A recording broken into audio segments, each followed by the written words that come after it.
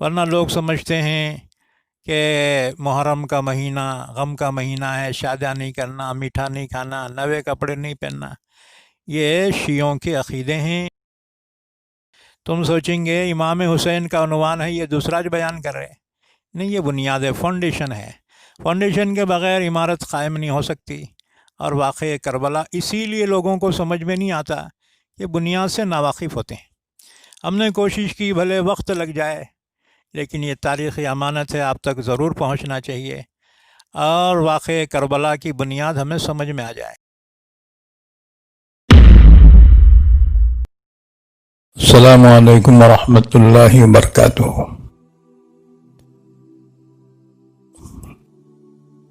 قابل احترام بزرگوں، عزیزوں، بھائیوں اور بہنوں، آج محرم کی 4 تاریخ ہے اور سیرت امام حسین رضی اللہ تعالیٰ عنہ کے موضوع پر بیانات کا سلسلہ جاری ہے۔ اس سلسلے کی آج 4تھی کڑی ہے۔ ہم نے اس سے پہلے بیان کیا تھا کہ انبیاء کرام خلیفۃ اللہ فی الارض ہیں، سرزمین پر اللہ کے خلیفہ ہیں، اور یہ سلسلہ آدم علیہ السلام سے لے کر ہمارے آقا حضرت محمد رسول اللہ صلی اللہ علیہ وسلم تک پہنچا۔ آپ کے بعد سرزمین پر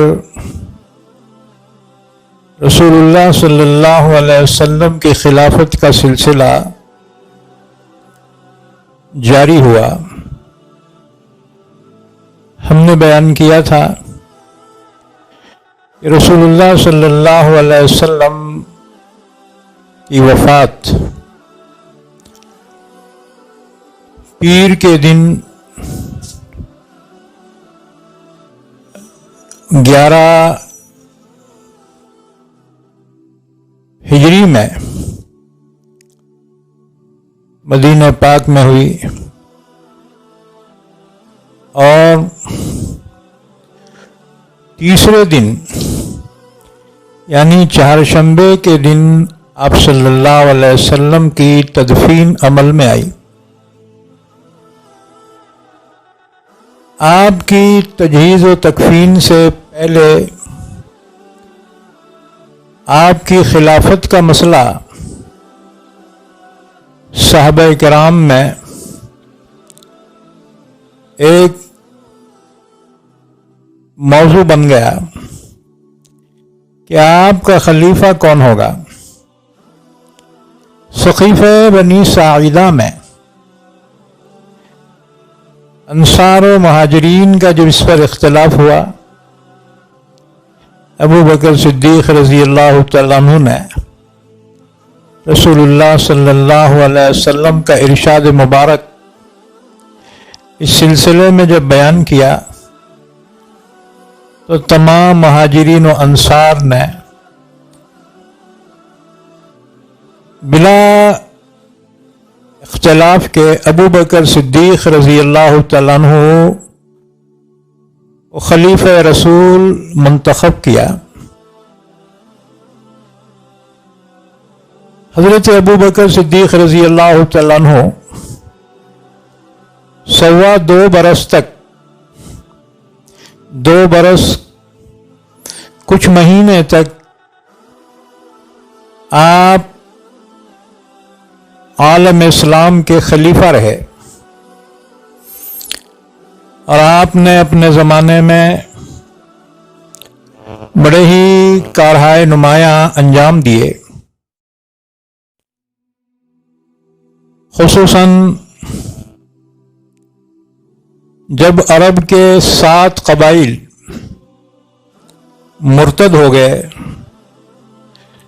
بعض قبیلوں نے زکوٰۃ دینے سے انکار کر دیا. ابو بکر صدیق رضی اللہ تعالیٰ عنہ نے ان کے خلاف اعلان جنگ فرمایا. حضرت عمر رضی اللہ تعالیٰ عنہ نے زکوٰۃ روکنے والوں کے سلسلے میں ابو بکر صدیق کو سمجھانے کی کوشش کی کہ وہ تو مسلمان ہیں، صرف زکوٰۃ ہی تو نہیں دے رہے ہیں، آپ ان کے خلاف اتنا غضبناک کیوں ہو رہے ہیں کہ ان کے خلاف اعلان جنگ فرما رہے ہیں. ابو بکر صدیق اگرچہ بہت نرم دل تھے، لیکن اس وقت اتنا جلال آیا، فرمایا عمر اجبار فی الجاہلیہ وخوار فی الاسلام. جاہلیت میں تو بڑا بہادر بنتا تھا، اب کیا مسلمان ہونے کے بعد بزدل ہو گیا؟ فرمایا تم الدین وانقطع الوحی اینقص فی الدین وانا حی. دین مکمل ہو گیا، وحی کا سلسلہ مکمل ہو گیا، کیا میرے جیتے جی دین میں کمی کی جائے گی؟ عمر فرماتے ہیں کہ حضرت اتنا ڈانٹ دیے میں خاموش ہو گیا. عبداللہ بن مسعود فرماتے ہیں یہ بڑے میاں کے فیصلے ہم کو شروع میں تو پسند نہیں آئے، لیکن جب انجام دیکھا تو ہمارے دل نے کہا کہ واقعتاً یہی حق تھا. یہ ہے یوم الردہ. لوگ جب مرتد ہو گئے یا زکوٰۃ کے دینے سے انکار کیا تو ابو بکر صدیق کا یہ سخت ایکشن تھا. حضرت عمر کہتے تھے میری ساری نیکیاں ابو بکر تم لے لو اور تمہاری 2 نیکیاں مجھے دے دو. حضرت عمر کون، ان کی نیکیاں کتنی. ایک مرتبہ رسول اللہ صلی اللہ علیہ وسلم کی مجلس میں عمر نے سوال کیا، یا رسول اللہ صلی اللہ علیہ وسلم آسمان پر بے شمار ستارے ہیں، انگنت ہیں، بھلا کسی شخص کی نیکیاں ان ستاروں کے برابر ہو سکتی ہیں گنتی میں؟ حضور نے فرمایا ہاں، اور وہ عمر ہے. عمر کی نیکیاں آسمان کے ستاروں سے بھی بڑھ کر ہیں. وہ عمر نے حضرت ابو بکر صدیق سے عرض کیا اے اللہ کے رسول کے خلیفہ، میری زندگی کی ساری نیکیاں آپ لے لیں اور آپ کی زندگی کی 2 نیکیاں مجھے دیں، ایک رات والی نیکی اور ایک دن والی نیکی. یعنی جس رات میں حضور صلی اللہ علیہ وسلم کے ساتھ ہجرت کا سفر آپ نے فرمایا وہ نیکی، اور جب سارے عرب میں بغاوت ہوئی، لوگ مرتد ہونے لگے، یہاں تک کہ زکوٰۃ دینے سے بھی بعضوں نے انکار کر دیا، آپ نے ان کے خلاف اعلان جہاد کیا، وہ نیکی مجھے دے دیجئے. اس سے اندازہ لگائیے کہ اصلاح امت کا کام سب سے پہلے اگر کسی نے کیا وہ ابو بکر صدیق رضی اللہ تعالیٰ عنہ تھے. اسی طرح سے اس زمانے میں بہت سے لوگوں نے نبی ہونے کا دعویٰ کیا، جن میں 3 مرد اور ایک عورت سجاح مشہور ہیں. ابو بکر صدیق نے ان کے خلاف بھی جنگ کی. صحابہ کے سامنے جب یہ پیشکش رکھی گئی، صحابہ نے کہا آپ ذرا نرمی اختیار کیجئے حضرت، اتنی سختی نہ کو، ابھی ابھی اللہ کے نبی صلی اللہ علیہ وسلم ہم سے جدا ہوئے. ابو بکر صدیق نے فرمایا چاہے کوئی میرے ساتھ آئے نہ آئے، میں اکیلا اس سلسلے میں اقدام کروں گا. گھوڑا منگوایا، اس پر بیٹھ گئے، چلنے کو تیار ہیں. عمر آئے، کہا امیر یا رسول اللہ صلی اللہ علیہ وسلم کے خلیفہ آپ ہمیں حکم دیجئے۔ چنانچہ خالد بن ولید کی سرکردگی میں لشکر ان باغی عربوں کی سرکوبی کے لیے چلا، یہاں تک کہ وہ کامران ہو کر واپس ہوئے۔ اسی طرح سے ابو بکر صدیق رضی اللہ تعالیٰ عنہ سے حضرت عمر نے درخواست کی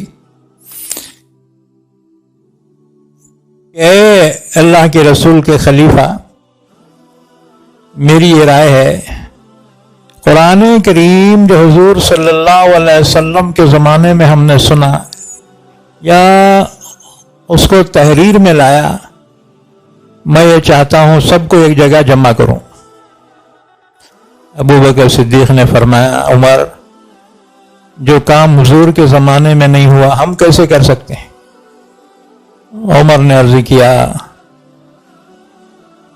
کہ مسلمۃ الکذاب کے خلاف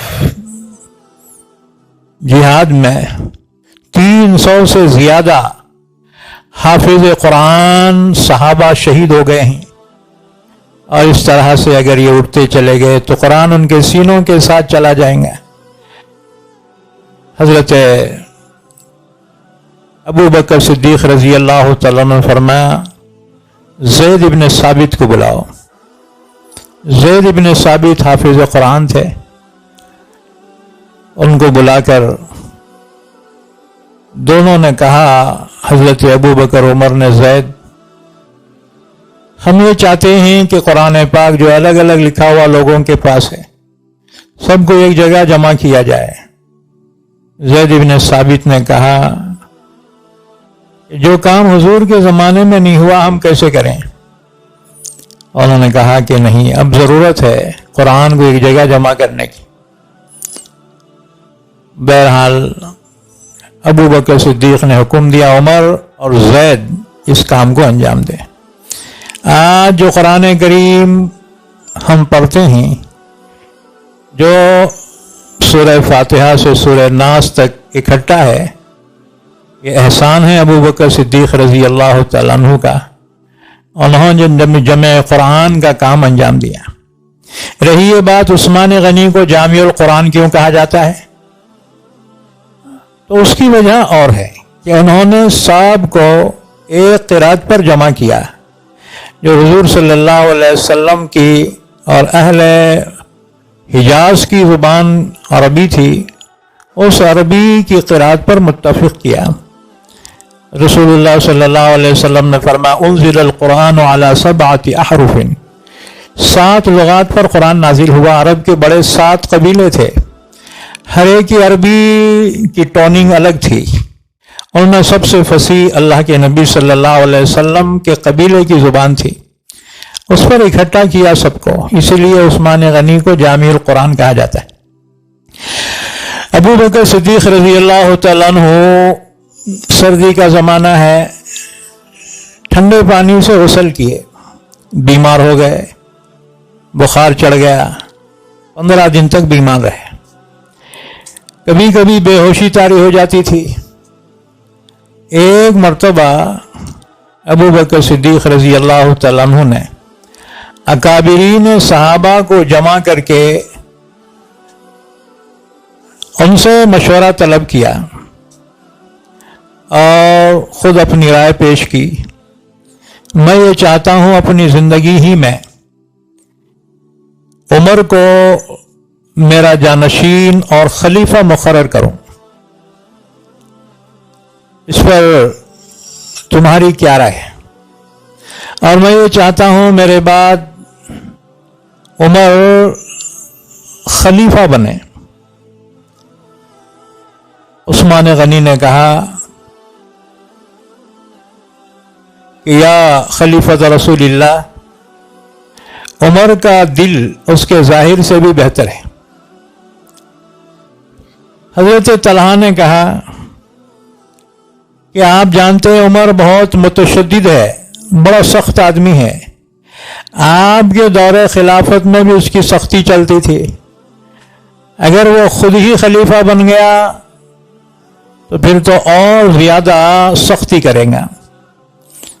ابو بکر صدیق نے فرمایا یہ بات نہیں ہے، عمر اس لیے سخت تھا کہ میں نرم تھا. جب عمر پر خود بوجھ پڑے گا وہ خود نرم ہو جائیں گا. بہرحال بعض صحابہ تیار تھے، بعض جو ہے تیار نہیں تھے عمر کے لیے، ان کی سختی کی وجہ سے. ابو بکر صدیق رضی اللہ تعالیٰ عنہ نے عثمان غنی سے فرمایا، عثمان تحریر لکھو میری جانب سے کہ میرے بعد خلیفہ جو ہوں گے اس سلسلے میں. یہ فرمایا پھر بے ہوش ہو گئے. عثمان غنی نے تحریر لکھی، نام واضح نہیں تھا لیکن اپنی جانب سے اس میں لکھا عمر کا نام. ابو بکر صدیق کو جب ہوش آیا فرمایا مجھے اٹھا کر بٹھاؤ. بٹھایا گیا، کہا عثمان پڑھ کے سناؤ. عثمان نے پڑھ کر سنایا. جب عمر کا نام جو ہے انہوں نے پڑھا اتنا خوش ہوئے ابو بکر صدیق، اللہ تمہیں جزائے خیر دے، تم نے بہت صحیح لکھا. حضرت طلحہ نے کہا آپ اللہ کے پاس جا رہے ہیں، اللہ کو کیا جواب دیں گے؟ ایسے شخصوں کو آپ نے خلیفہ بنایا جو بڑا شدید ہے، بڑا سخت ہے.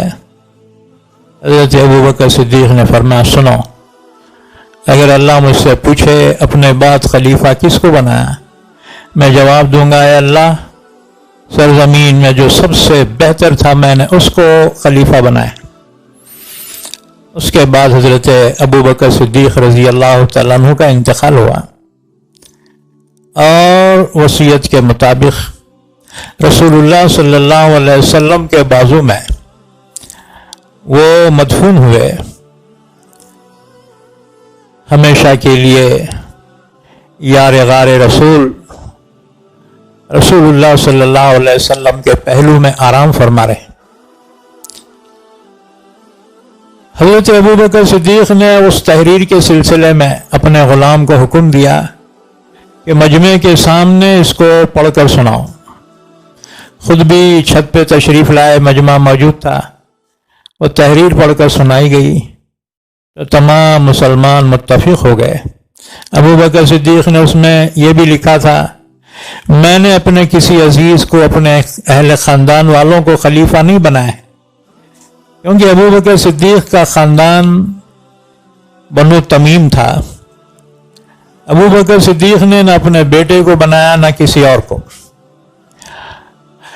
حضرت عمر رضی اللہ تعالیٰ عنہ نے ابو بکر صدیق رضی اللہ تعالیٰ عنہ کے بعد زمام خلافت جب سنبھالی ہے، حضرت عمر رضی اللہ تعالیٰ عنہ نے اس طرح سے خلافت کا کام انجام دیا کہ پورے انسانوں کی تاریخ میں انبیاء کے علاوہ کسی نے ایسی حکومت نہیں کی.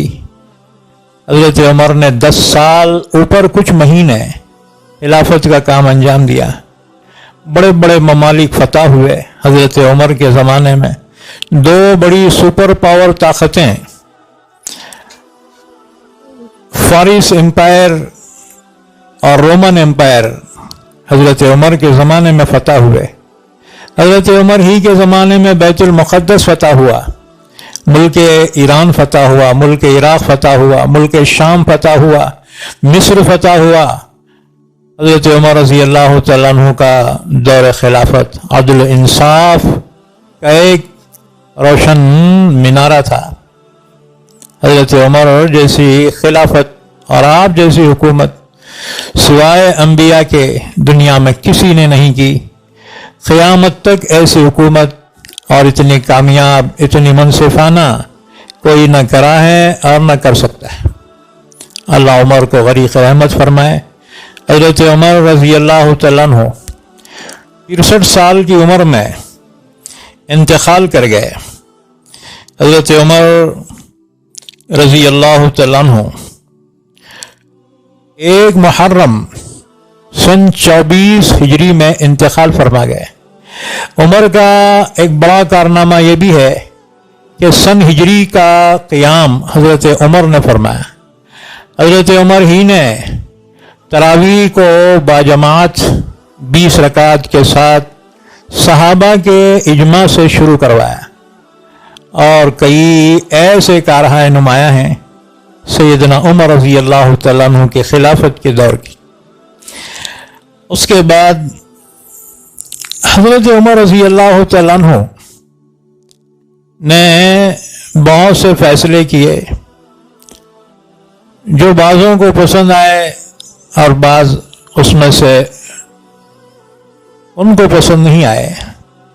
چنانچہ مغیرہ بن شعبہ رضی اللہ تعالیٰ عنہ کا غلام فیروز ابو لؤلؤ مجوسی نے حضرت عمر پر قاتلانہ حملہ کیا۔